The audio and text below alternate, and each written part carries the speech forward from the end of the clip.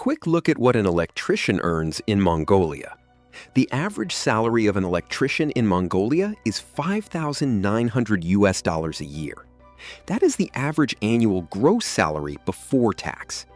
After tax, this income drops to $4,600, which leaves you with a take-home pay of roughly $383 a month.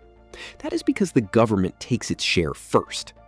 You will usually get higher electrician wages in major cities like Ulaanbaatar, where workers bring home about $5,500 after tax, or roughly $458 monthly.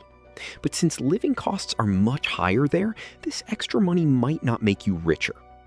New workers usually start well below this average electrician pay, but their earnings go up quite fast during the first few years before they plateau without a supervisory role.